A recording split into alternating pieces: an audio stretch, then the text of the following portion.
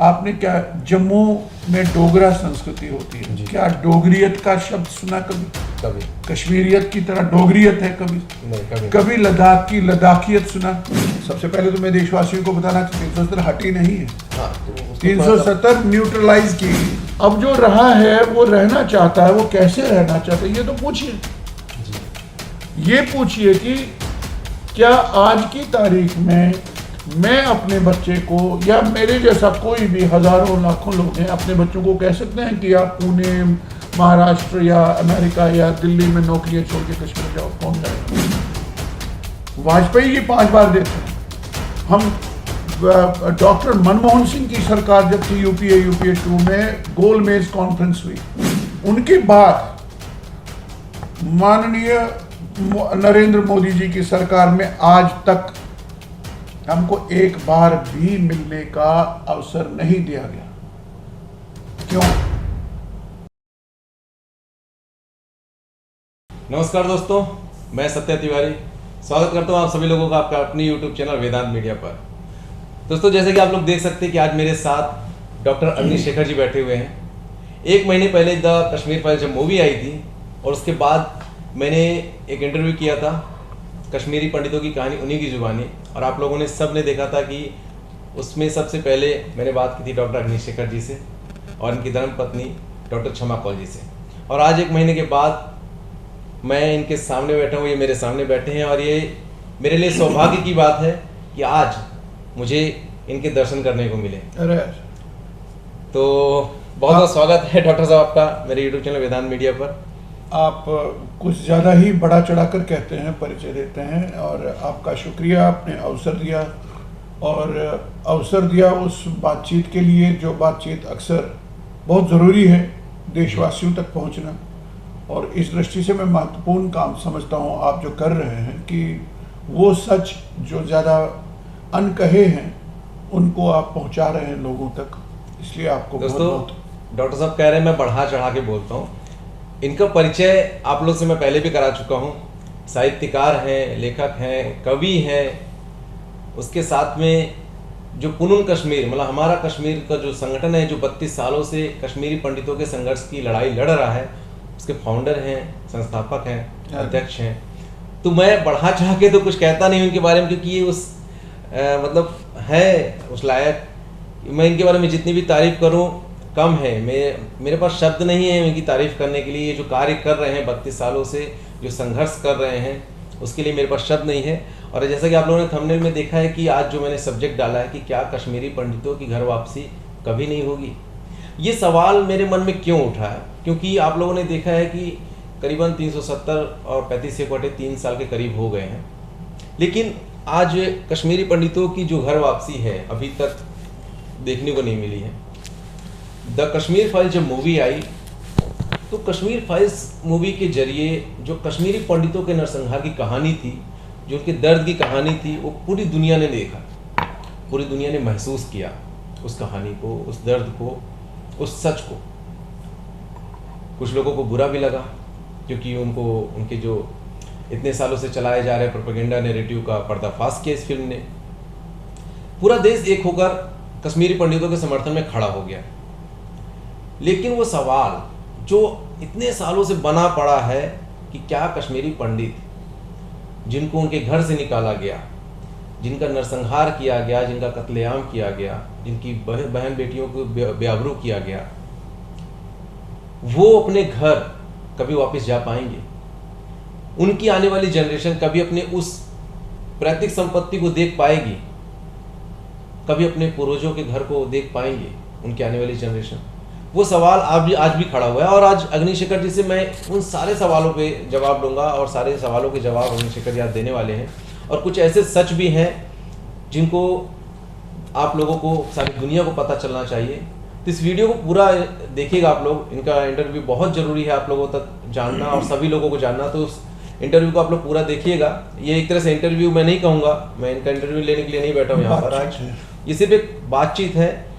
इनके जरिए जो इनकी बातें हैं ये सरकार तक, जनता तक पहुँचाना चाहते हैं मेरे इस चैनल के माध्यम से। तो मैं चाहता हूँ कि आप लोग इस वीडियो को शेयर भी कीजिएगा, लाइक कीजिएगा, ज़्यादा से ज़्यादा लोगों तक पहुँचाइएगा।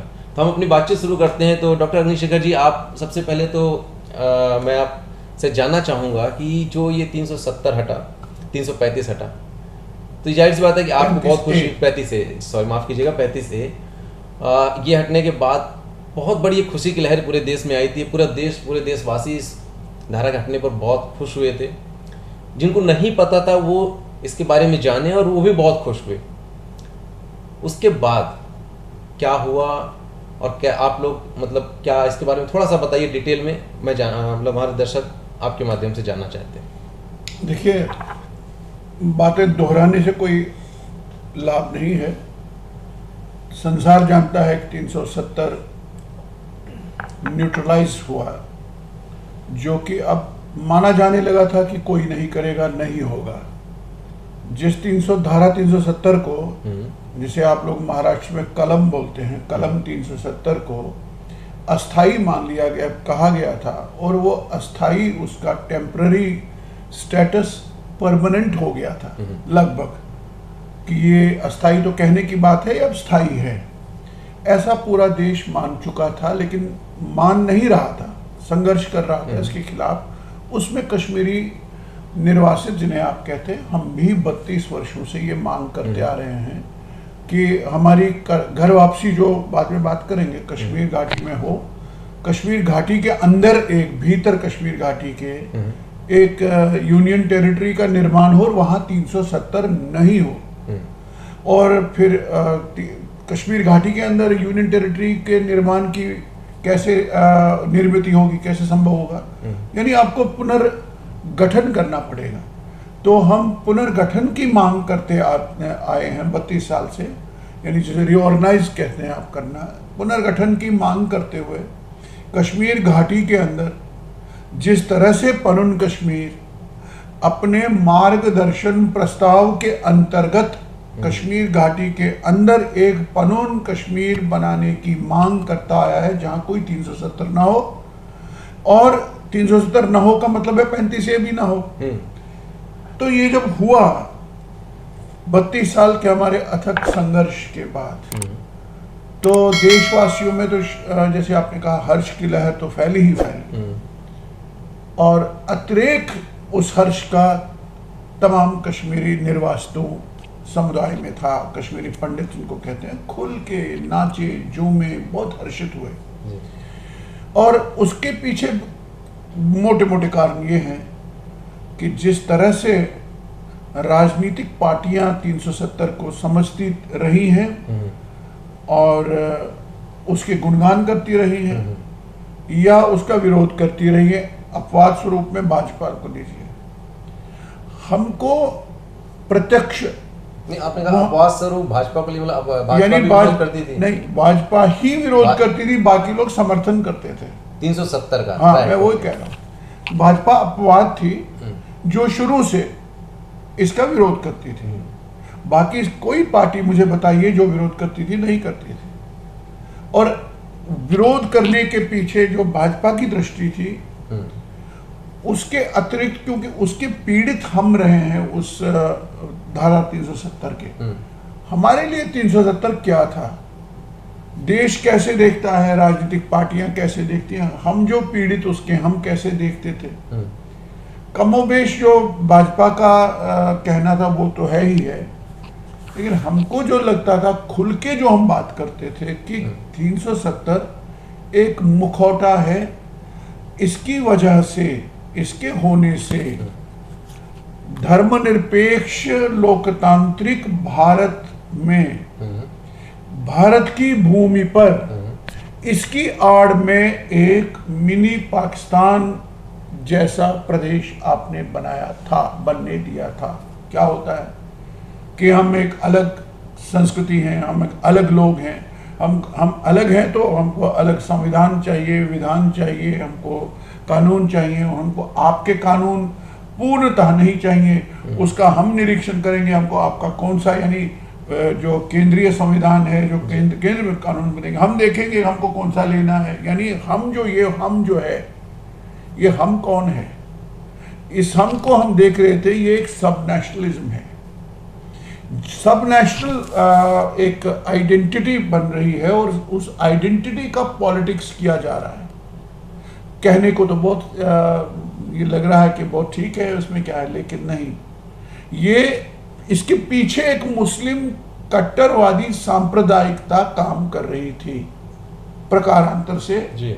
भारतीय संविधान का लाभ उठाते हुए, संविधान से ने जो दी हुई सुविधाएं हैं उनका लाभ उठाते हुए आपने भारत, सेक्युलर भारत में एक मुस्लिम बहुल राज्य नहीं, एक इस्लामी राज्य बनाने में सहयोग दिया था और मुख्य रूप से 370 ने दिया। और जब एक मुस्लिम राज्य की लगभग हम बात करते हैं तो ये तो वही आधार है जिस आधार पर पाकिस्तान बना था। हम सेपरेट इलेक्टोरेट हैं, हम अलग हैं, और मुसलमान और हिंदू या जो भी उनके लिए हैं, ये दो कौमें हैं, दो कौमें एक साथ नहीं रख सकती हैं। तो लगभग यही आधार वहाँ कश्मीर में 370 दिलवाने में, मांगने में, स्थापित करने में वही सक्रिय था। इसलिए उस 370 की, जिसे ये कहा जाता रहा कि ये विशेष संस्कृति कश्मीर की है, उसको बचाने के लिए। अब आपने कभी नहीं सुना होगा इन राजनेताओं से, चाहे वो शेख अब्दुल्ला रहे हों से लेकर उमर अब्दुल्ला तक, पीडीपी के नेताओं तक, उमर तक, फारूक तक, इन्होंने ये कहा हो कि जम्मू कश्मीर की, लद्दाख की विशेष संस्कृति नहीं। कश्मीर राज्य, इनके पास राज्य में 3 खिते हैं, लद्दाख है, जम्मू है, कश्मीर है। बातें केवल कश्मीर की करेंगे, घाटी की, कश्मीर की संस्कृति। कभी आपने ये नहीं सुना उनके जैसे कश्मीरियत एक चला, नारा लगाया इन्होंने, कॉन्सेप्ट दिया। आपने क्या जम्मू में डोगरा संस्कृति होती है, क्या डोगरियत का शब्द सुना कभी? कश्मीरियत की तरह डोगरियत है कभी नहीं? कभी लद्दाख की लद्दाखियत सुना? नहीं। ऐसा क्या है कि 370 की को आप संस्कृति की संरक्षणा के लिए बहुत जरूरी प्रावधान या कवच मानते हैं, लेकिन बात डोगरियत की नहीं करते हैं, डुग्गर संस्कृति की नहीं करते हैं, लद्दाख की संस्कृति की नहीं बात करते हैं, कश्मीरियत की करते हैं। और कश्मीरियत यानी कि भाईचारा, सद्भाव, ये वो, हम सब एक हैं, एक तरह से हैं। क्या जब आपने कश्मीर के मूल निवासी लाखों कश्मीरी हिंदुओं, भट्टों या पंडितों, जो भी कहिए आप, जो वहां के मूल हैं, उनको आपने निकाल बाहर किया, जैसे जैसे किया वो आपने कहा, हिंसा के बल पे, घृणा की राजनीति के बल पे। वो तब दुनिया देख ली है, वो दुनिया जान गई है। तो तब मुझे बताइए कि कश्मीरियत का ढकोसला आपके सामने एक्सपोज हो गया, कश्मीरियत का असली चेहरा सामने आ गया।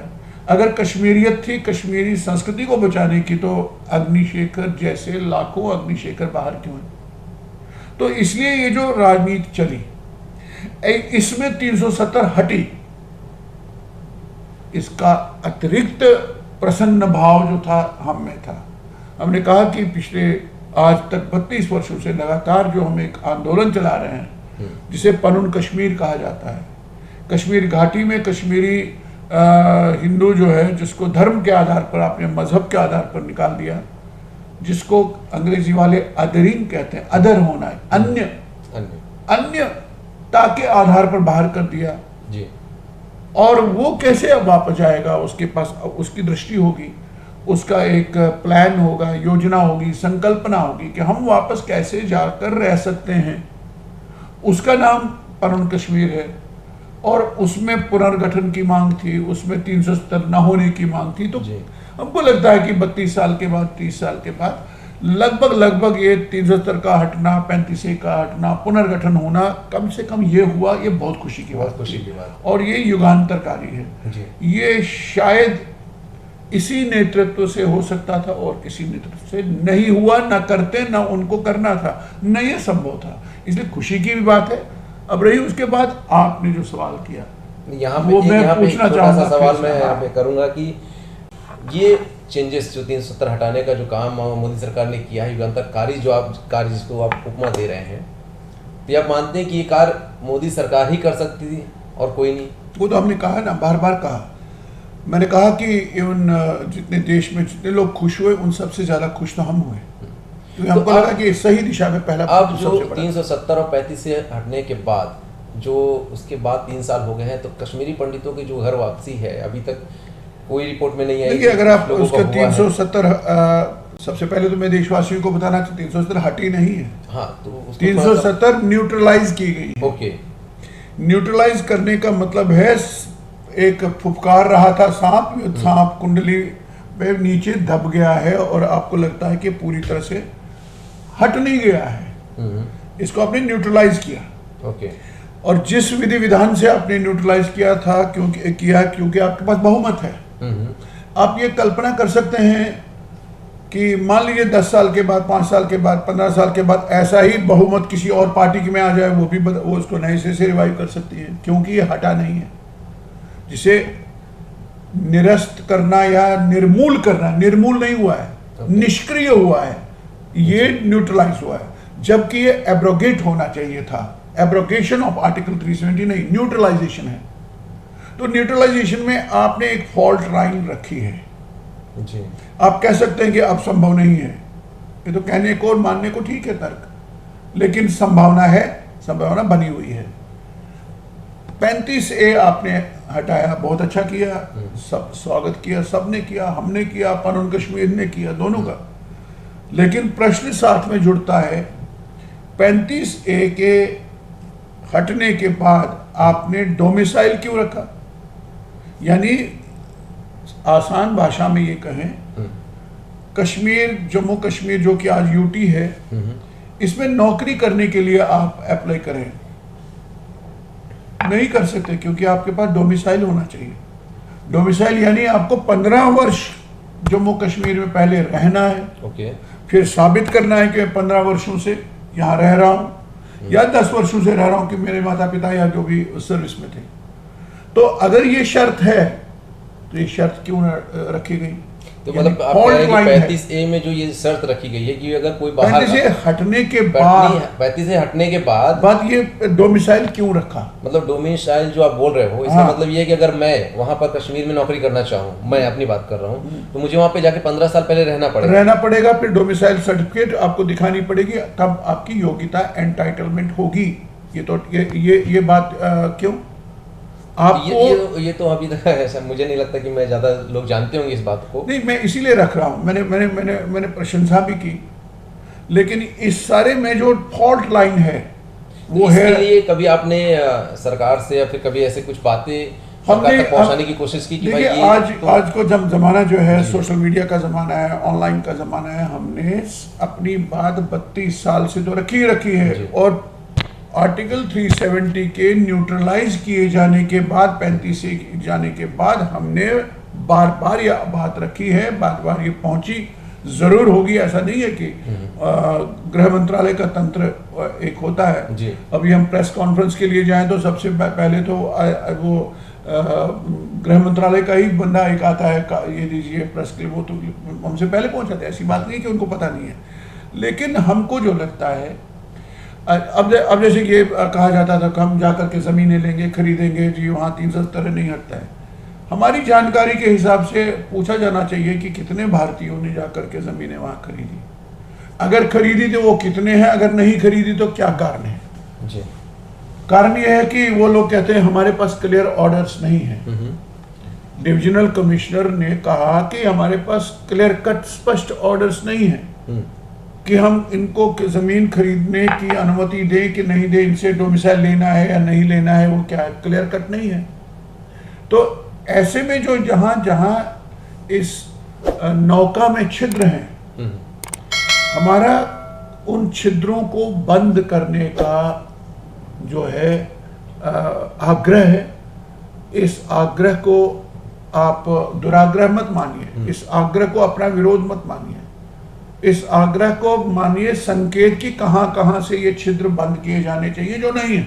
लेकिन जो स्ट्रक्चरल चेंज करनी थी आपको कश्मीर में, जो ब्यूरोक्रेटिक लेवल पे, प्रशासनिक लेवल पे, वो तो वही है। आप भी आज भी एक आवेदन पत्र भेजिए जो एक चपरासी से आप अंदर भेजना चाहेंगे, अंतिम और सबसे ऊंची जो आपकी चेयर है वहां तक जाने में जिन टेबलों से जाएगी वो आपकी एप्लीकेशन उधर तक नहीं जाएगी, क्योंकि वो वही है, स्ट्रक्चर वही है, स्ट्रक्चर वही है, राइट।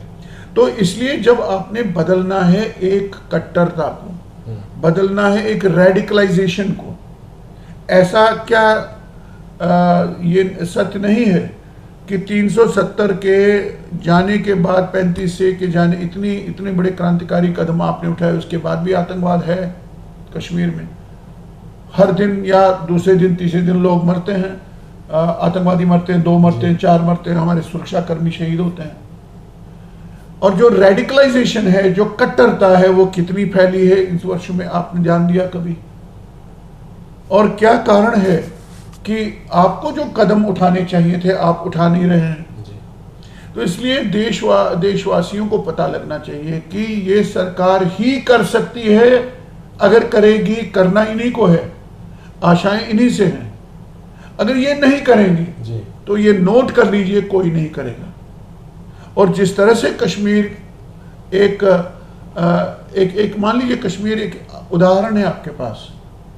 अब तो लोग खुल के यहाँ बोल रहे हैं, शेष भारतवर्ष में भी कई कश्मीर हैं, सैकड़ों कश्मीर बन चुके हैं। मतलब आपको उम्मीद है कि आप जो आपके घर वापसी का जो भी आपका संघर्ष है, लड़ाई है, इसको असली मुकाम तक पहुंचाने में यही सरकार आपकी मदद कर सकती है? हाँ, ये अभी लगता है, पूरा लगता है, मतलब पूरा देखिए, पूरा लगता है। और यही सरकार है जिसने 370 को हटा दिया, कोई नहीं हटा सकती थी, जो कि अब लगता था असंभव है, असंभव कार्य। अगर असंभव को संभव किया जी, तो घर वापसी जो हम कश्मीरी पंडित, लाखों कश्मीरी पंडित अपनी जन आकांक्षाएं और जो हमारी पॉलिटिकल एस्पिरेशंस हैं उसको आधारभूत बना करके, जो आपको असंभव लगता है, अब कहाँ जाएंगे जी वापस, अब तो इनके बच्चे हो गए, अब ये वहाँ बच्चे इनके एडजस्ट हो गए, ये कहाँ जाएंगे? अरे ये तो फारूक अब्दुल्ला भी बोला करता था, ये तो नेशनल कॉन्फ्रेंस भी बोलती थी, अब कश्मीरी पंडित कहाँ जाएंगे, ऐसे ही बोलते रहते हैं। अगर ये पीडीपी भी बोलती थी, अगर जो बात पीडीपी बोल रही है, जो नेशनल कॉन्फ्रेंस के फारूक अब्दुल्ला हो, ये लोग बोल रहे थे, कांग्रेस के लोग वहाँ के बोलते थे, यही बात अगर आप भी बोलते हैं तो हमारे लिए आप में और उनमें अंतर क्या है?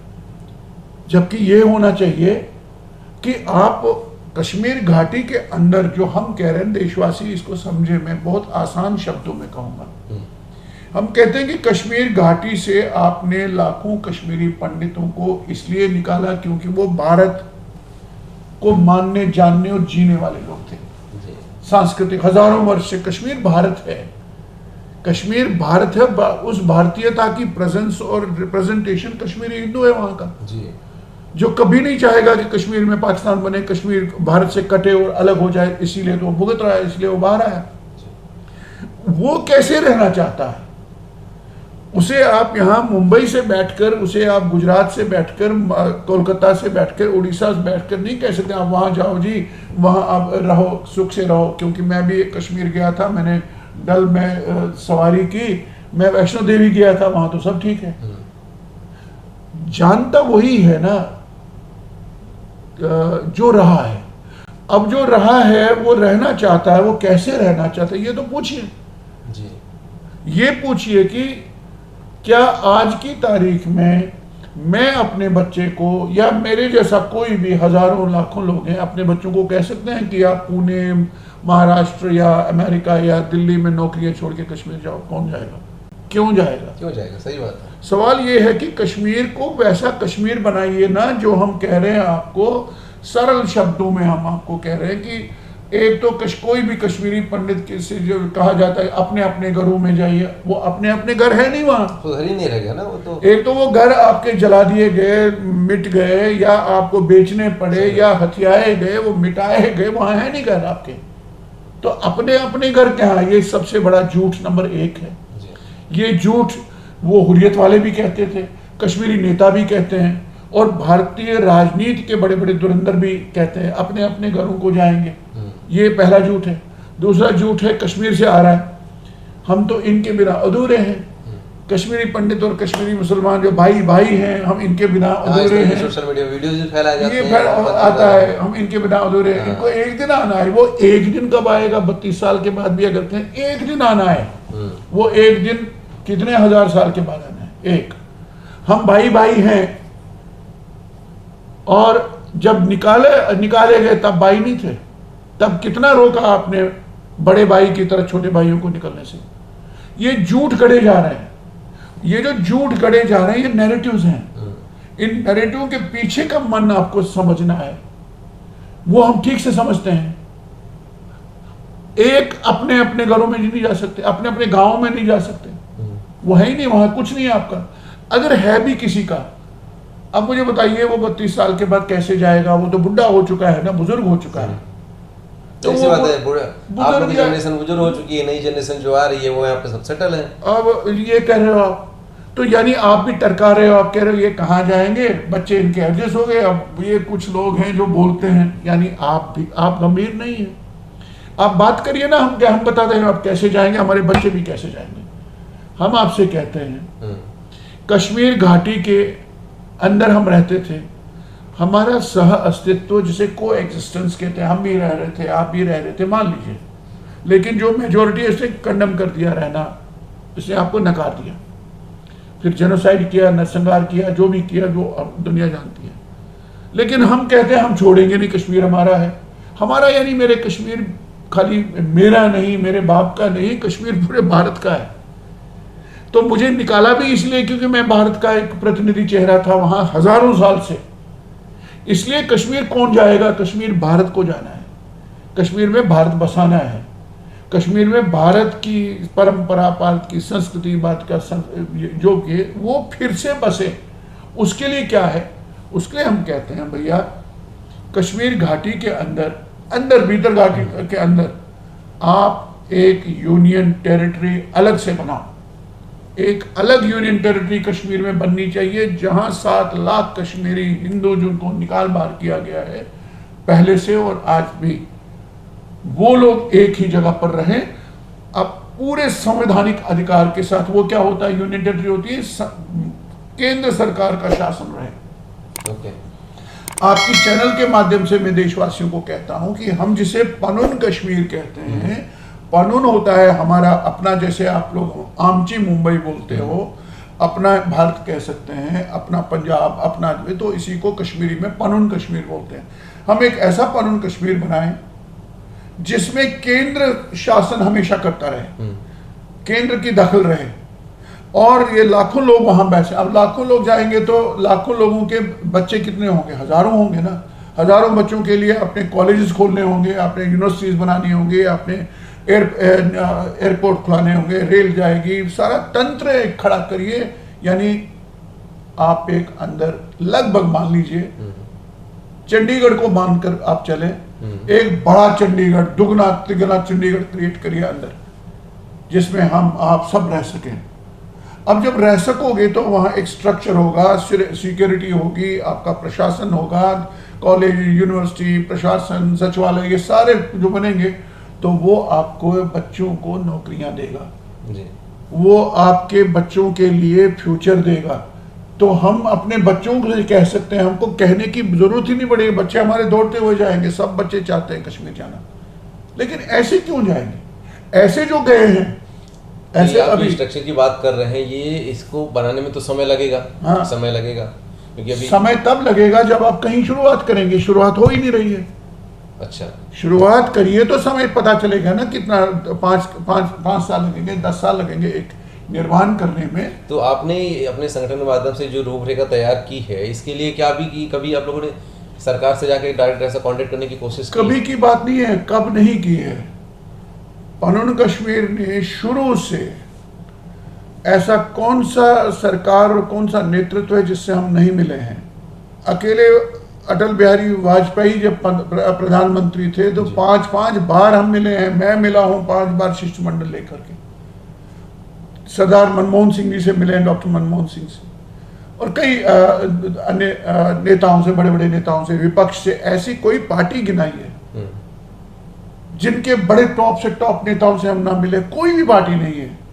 वो कांशीराम रहे हों अपने जमाने में, वो मुलायम सिंह हो, वो मायावती हो, वो आपके ज्योति बसु हों कम्युनिस्ट पार्टी के, वो सीपीआई के हों, वो बहुजन समाज पार्टी हो, समाजवादी हों, कांग्रेसी हों, वो भारतीय जनता पार्टी के लोग हों, हम सबसे मिलते रहे, सबसे अपनी बात कहते रहे। है कि मतलब इतने सब कुछ हमारे देश में सब कुछ हो रहा है, सब मतलब जो भी पार्टियां, राजनीतिक पार्टियां हैं, विकास की बात करती हैं, जनता के भले की बात करती हैं, लेकिन हमारे देश का एक ऐसा राज्य, एक ऐसे राज्य के लोग जो हमारे ही देश के लोग हैं, उनके साथ इतना अत्याचार हो जाता है, लेकिन 32 सालों से कोई भी उन पर बात नहीं करना चाहता, उनके हित की बात नहीं करना चाहता। यहाँ तक कि सुप्रीम कोर्ट का स्टेटमेंट भी आता है कि वो इस पर ये नहीं करना चाहती है। तो क्यों, आखिर ऐसा क्या कारण ये था? बहुत बड़ा सवाल है, अलग से भी इस पर खुल के बात हो सकती है। फिलहाल मैं इस पे आने से पहले ये आपको बताऊं, जी, प्रधानमंत्री जब वाजपेयी जी थे तो हम 5 बार मिले, 5 बार हमारा शिष्टमंडल मिला। जी, जब आगरा समिट हुआ, मुशर्रफ यहाँ आए तो उस समय उन्होंने, उस समय भी, और मुझे बुलाया। आगरा समिट के दौरान जो था, मैं भिड़ गया जनरल मुशर्रफ से, दुनिया को पता है, वर्ल्ड, उनको लगा कि शायद ये आदमी बोल सकता है, जो भी कारण रहा हो। लोगों ने कहा ये एक्सप्लॉइट आपको कर रहे हैं, हमने कहा करें, देश के लिए कोई बात नहीं है। उनके बाद माननीय नरेंद्र मोदी जी की सरकार में आज तक हमको एक बार भी मिलने का अवसर नहीं दिया गया। क्यों? वाजपेयी जी 5 बार देते हैं। हम डॉक्टर मनमोहन सिंह की सरकार जब थी, यूपीए 2 में गोल मेज कॉन्फ्रेंस हुई और 3 बार हुई राउंड टेबल कॉन्फ्रेंस कश्मीर पर। 50 लोगों को बुलाया गया कश्मीर से, सब राजनीतियों, उसमें हम 3 बार बुलाए गए, और ये यूपीए सरकार थी जी। और उसके बाद गोल मेज कॉन्फ्रेंस के बाद एक विशेष वर्किंग ग्रुप्स बने, उसमें हमको ले लिया गया। हमारे बीच भले ही माना नहीं गया हो, बाद में उल्टा हो गया। अब इसीलिए मैं अब आता हूँ उसी सवाल पे कि जब हमें भारत को बचाना है तो पहले हमें कश्मीर को बचाना पड़ेगा। तो हमें अब कश्मीर को बचाने के लिए, उसका पुनर्निर्माण कराने के लिए क्या क्या करना पड़ेगा, आपने उसकी रूपरेखा तैयार करी ली है। उसके लिए आपको सरकार से वर्तमान सरकार से मिलना होगा। और मैं चाहूँगा दोस्तों कि इस वीडियो को ज़्यादा से ज़्यादा आप लोग शेयर कीजिए, क्योंकि डॉक्टर अग्निशेखर जी ने जो रूपरेखा तैयार की है, किस तरह से तैयार की है, ये विक्टिम रहे हैं उस चीज़ के, तो इनकी बातों को पहले सरकार को सुनना चाहिए। सबसे पहले मैं ये बताऊं कि ये एक व्यक्ति ने एक रूपरेखा नहीं, अग्निशेखर ने नहीं, ये कश्मीरी जो पंडित निर्वासित समाज है जी, जिसको सब पार्टियों का, कश्मीर में जितनी भी, उनका समर्थन और एक मत जी, ओपिनियन है कि कश्मीर घाटी के अंदर पनून कश्मीर का निर्माण होना चाहिए, एक अलग यूटी का निर्माण होना चाहिए। ये एक व्यक्ति का रूपरेखा अग्निशेखर का नहीं है। अग्निशेखर पूरे संगठन का है, राइट? अग्निशेखर एक मुखिया हो सकता है, एक नेता हो सकता है, ये रूपरेखा पूरे संगठन तैयार करता है। हम ये हैं। और ये जो रूपरेखा है एक स्वप्न है, इसको यथार्थ में लाना है। ये इसलिए भी जरूरी है कि कश्मीर न दोहराए जाए भारत में, और कश्मीर दोहराए जा सकते हैं अगर आपने कश्मीर को ठीक से हल नहीं किया। यानी जो शक्तियां, शत्रु शक्तियां हैं जी, जो अभी तक सफल है कि हमने कश्मीरी हिंदुओं को बाहर कर दिया, इनकी कोई सुनता नहीं है, या ये इन लोगों ने अपने आप को खड़ा किया, अब ये वापस नहीं आएंगे, उनका बल प्रबल होता है ना जी। और उसके बाद वो दूसरा सोचेंगे, तीसरा सोचेंगे। जो आपकी आवाज़ें आ रही हैं कि हिंदुस्तान में, अपने देश में कई कश्मीर बन चुके हैं जी, वो एक दिन खुल के सामने आएंगे, आने भी लगे। इसलिए ऐसा न हो हिंदुस्तान में कहीं, और कहीं भी किसी भी समुदाय को धर्म के आधार पर, नफरत की राजनीति के चलते, हिंसा के आधार पर अपने घर बार से निकलना पड़े, छोड़ना पड़े। इसलिए बहुत ज़रूरी है कश्मीर को पहले टैकल करना, कश्मीर को एक मिसाल बनाना।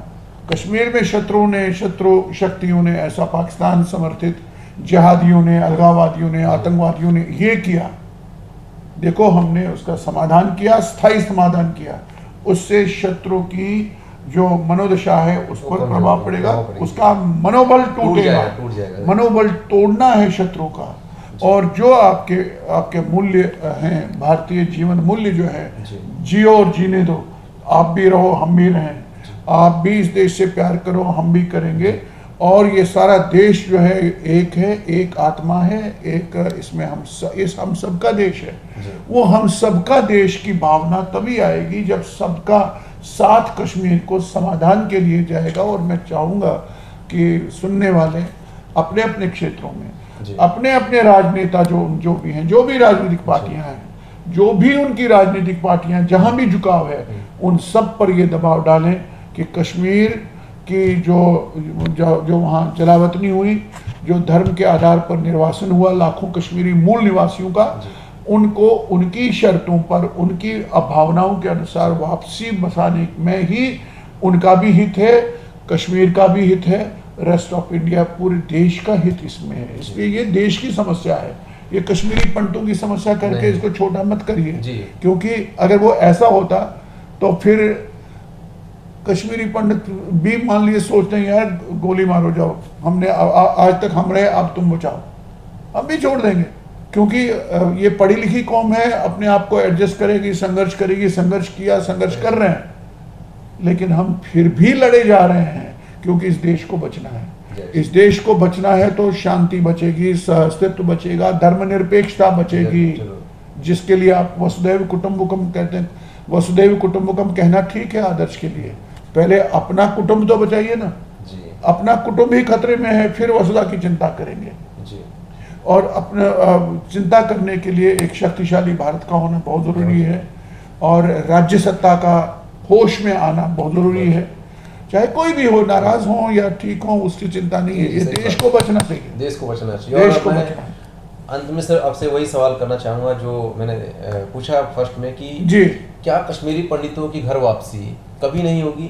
ये जो मेरा सवाल था शुरू में, देखिए मैंने आपको बताया, देखिए ये सवाल जो है ये हताशा से उभरा हुआ सवाल है, जो 32 साल की हताशा है, निराशा। ये मेरे मन का सवाल है, और ये मेरे मन का सवाल मैं आपसे, आप किस तरह से आपके मन का ही नहीं, आपके जैसे जो इस तरह से सोचते होंगे, निराश हुए होंगे या निराश हो रहे होंगे या निराश हो सकते हैं, ये उनके मन की व्यथा की अभिव्यक्ति आपने पूछा। लेकिन हम 32 साल के बाद भी अगर लड़ रहे हैं तो हमारे अंदर एक आशा है।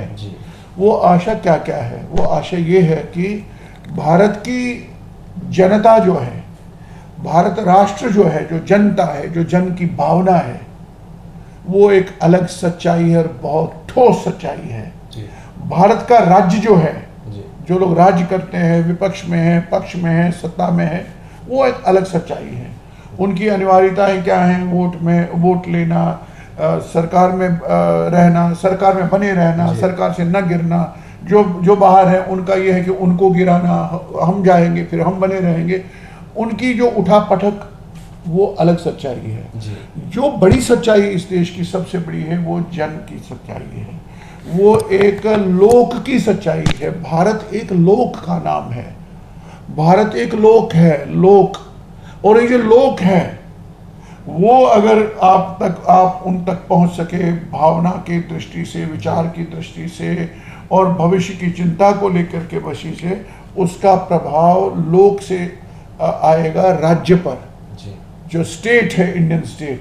और मैं अपवाद छोड़ के, इस 2, 4, 5 साल के अपवाद को छोड़कर, ये हम कहते हैं कि हमारी तबाही का, भारत की तबाही का, कश्मीर की तबाही का, जो कश्मीर, इसका जिम्मेदार जो है इंडियन स्टेट है।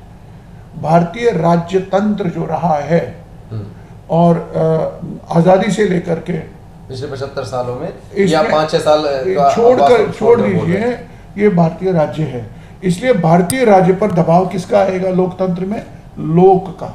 इसलिए लोक तक जाना। आपने देखा कि लोक तक सही इतिहास नहीं आने दिया गया, सही सच आने नहीं दिया गया, जो कठोर सच है, दबा है। नहीं तो क्या कारण है कि एक फिल्म आती है, बवाल नहीं, एक कहना चाहिए एक जन जागरण सुनामी आती है, सुनामी या जन जागरण की क्रांति आती है। यानी आपका जन जो है वो उसको अलग रखा गया, उसको पता ही नहीं है ऐसा हो सकता। अब पता ही नहीं है। आज आप एक खोमचे वाला, गोलगप्पे वाला, एक ऑटो ड्राइवर, एक पायलट, एक कोई भी किसी भी वर्ग का एक सच्चाई को जान गया है। अब ये सच्चाई को जान गया है, अब जो आज तक चुप थे, जो इसके जिम्मेदार हैं चुप रहने के या करवाने के, वही लोग बड़बड़ा रहे हैं। अब उनकी बड़बड़ाहट का जो तर्क है, वो तर्क नहीं कुतर्क है। इस फिल्म में ना ऐसा होना चाहिए, इसलिए फिल्म नफरत फैलाती है, नफरत ये ऐसा होना, अरे ये ऐसा होना चाहिए था, ऐसा होना, वो बात की वो तुम्हारी बात में दम हो सकता है, हम भी उसके साथ सहमत हो सकते हैं, लेकिन ये देखो कि मेरे लिए जिसने कभी जिसकी कभी किसी ने बात नहीं की, एक फिल्म बात करती है और मेरी बात दूर तक फैलती है। मेरे लिए सबसे बड़ी उपलब्धि इस फिल्म की यही है। आज करोड़ों जनता जानती है एक फिल्म।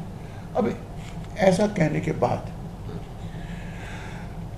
जागना बहुत बड़ी उपलब्धि है। लोग जाग गए हैं, मान लीजिए के लिए दिखता है, जी।